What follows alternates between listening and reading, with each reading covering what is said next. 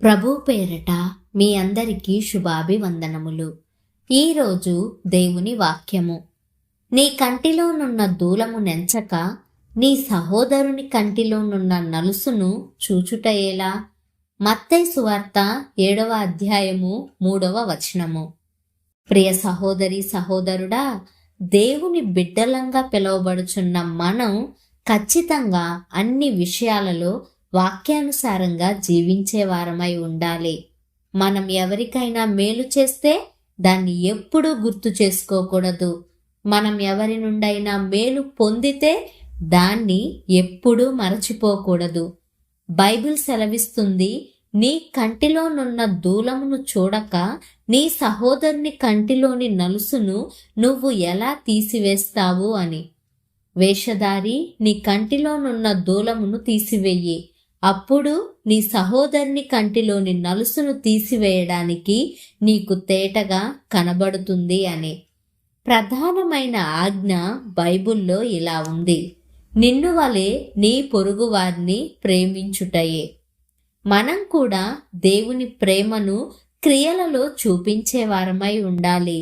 అలా మనం దేవుని ప్రేమను కలిగి ఉన్నప్పుడు, వారిని పవిత్రమైన హృదయంతో ప్రేమించగలిగినప్పుడు వారి లోపాలను, తప్పులను ఎత్తి చూపించలేం కదా.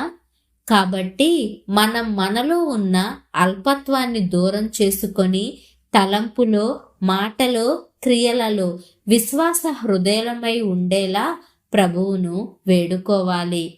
ఎప్పుడు మనం తొందరపడి తీర్పు చెప్పకుండా ఉదార స్వభావం కలిగి ఉండాలి. శ్రేష్టమైన నిర్ణయాలు తీసుకొని వాటిని ఆచరణలో పెట్టడం నేర్చుకోవాలి. మనం మనలను ద్వేషించే వాళ్లను మన యొక్క సాత్వికంతో ఓడించాలి.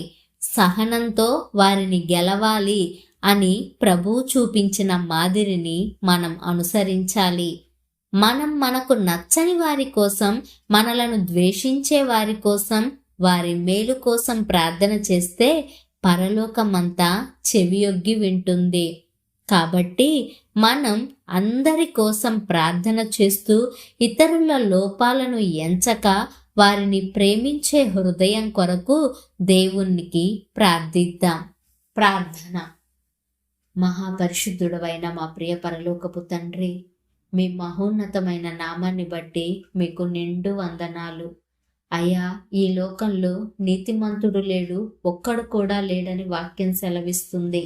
అయ్యా, ఒకళ్ళు ఒక విషయంలో తప్పిపోతే మరొకళ్ళు మరొక విషయంలో తప్పిపోయి ఉన్నారు.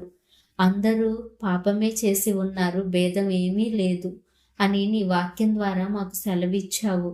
అయ్యా, కాబట్టి ఎదుటివారిలో ఉన్న లోపాలను మేము ఎంచేవారిగా కాకుండా, అయ్యా, ఒకవేళ అటువంటి లోపాలు మాకు కనిపిస్తే వారి కోసం ప్రార్థన చేసి అందరినీ మంచి హృదయంతో ప్రేమించగలిగిన మనస్సును, అట్టి ఆత్మీయ జీవితమును మా అందరికీ దయచేయుమని యేసు అను సర్వశక్తి కలిగిన నామమున ప్రార్థిస్తున్నాము తండ్రి. ఆమెన్.